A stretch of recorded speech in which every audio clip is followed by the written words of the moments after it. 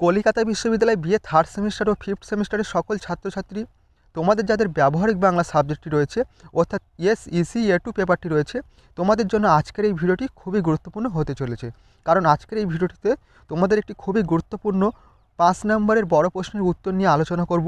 প্রশ্নটি হচ্ছে, দেখো, ক্ষুধিত পাষাণ গল্পটির চলচ্চিত্রায়ন করেছিলেন কে?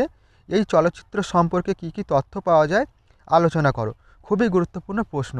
প্রশ্নটি অবশ্যই তোমাদের খাতায় নোট ডাউন করে নেবে এবং ভিডিওটি শুরু করার আগে তোমাদের কাছে একটাই অনুরোধ করব, তোমরা যারা আমার এই চ্যানেলে নতুন আছো অবশ্যই চ্যানেলটি সাবস্ক্রাইব করে নিও এবং ভিডিওটি অবশ্যই তোমাদের বন্ধুদের কাছে শেয়ার করে দিও। চলো তোমরা উত্তরটি দেখে নাও।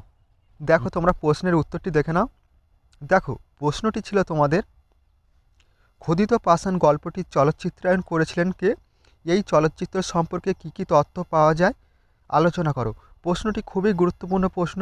তোমাদের কিন্তু এবছর পরীক্ষা আসার সম্ভাবনা খুবই রয়েছে, তাই অবশ্যই তোমরা প্রশ্নের উত্তরটি খাতায় নোট ডাউন করে নেবে এবং ভালোভাবে প্র্যাকটিস করবে, তবে কিন্তু তোমরা পরীক্ষার খাতায় প্রশ্নের উত্তরটি লিখতে পারবে।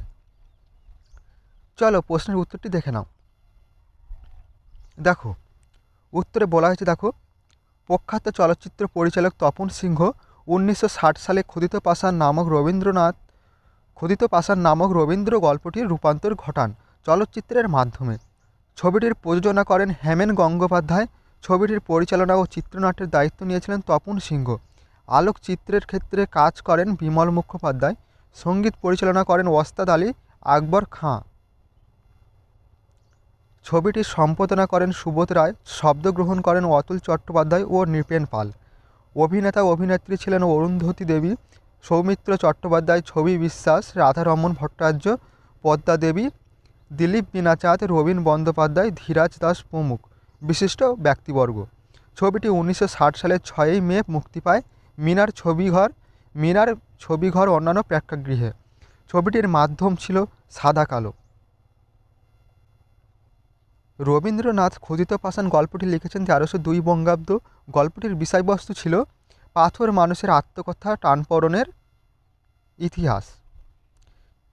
কামনার শক্তি কত অনির্বার্য লাভ করতে পারে, সৌন্দর্য কত প্রগলভ হতে পারে, দাহ কতটা তীব্র অর্জন করতে পারে, সেই যন্ত্রণা দীর্ণ চিত্রকে গল্পে লিপিবদ্ধ করেছেন অতীতের অশরীরী হারেমবাসিনী ইরানি নায়িকা এবং বর্তমানে শারীরী নায়ক ইতিহাসের স্মৃতিজড়িত এক নির্জন প্রাসাদে অপরূপ কোনো মোহের ইন্দ্রজালে আবদ্ধ হয়েছে। মৃত্যু যবনিকা তুলে যেখানে এক ক্ষুধিত আত্মা তার কাছে জানিয়েছে আকুল প্রার্থনা, তুমি আমাকে উদ্ধার করিয়া লইয়া যাও কঠিন মায়া গভীর নিদ্রা নিষ্ফল স্বপ্নের সমস্ত দ্বার ভাঙিয়া ফেলিয়া আমাকে উদ্ধার করো। আছো তাই বায়ু আজ তাই বায়ু, এখানে আছো হয়ে গেছে, এখানে হবে আজ তাই বায়ু উচ্ছ্বাস এসে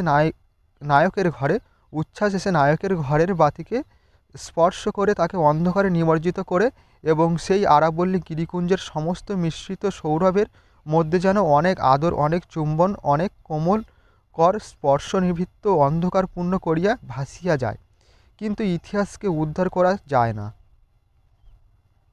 অনির্বার্য নিয়তি সব কিছুকে গ্রাস করে আর তা বহন করে চলেছে মোহরালি সব ঝুট হায় এর সাবধান বাণী। অতি প্রাকৃত গল্প নিয়ে একদিকে ছবি করা যতটা সোজা, অন্যদিকে ততটা কঠিন, কিন্তু তপন সিংহ ক্ষুধিত পাষাণের নির্মাণ ক্ষেত্রে এই সমস্যা অতিক্রম করেছেন। অতিলৌকিক আবহাওয়া সৃষ্টি, আবহ সঙ্গীত, স্বপ্নসুন্দরী আগমন ও বিহ্বল অসহায় নায়ক সব দিক থেকে উপযুক্ত হয়েছে। কাহিনীর প্রতি শ্রদ্ধা রেখেই তপন সিংহ ছবিটি নির্মাণ করেন। ছবিটি দর্শকদের কাছে সমাদৃত হয়। ছবিটি যথেষ্ট সাফল্য অর্জন করেছিল। এই ছিল তোমাদের সম্পূর্ণ প্রশ্নের উত্তর। তোমরা অবশ্যই এই প্রশ্নটি ভালোভাবে যত্ন সহকারে প্র্যাকটিস করবে। অবশ্যই তোমরা এই প্রশ্নটি তোমাদের পরীক্ষার খাতায় 100% কমন পাবে।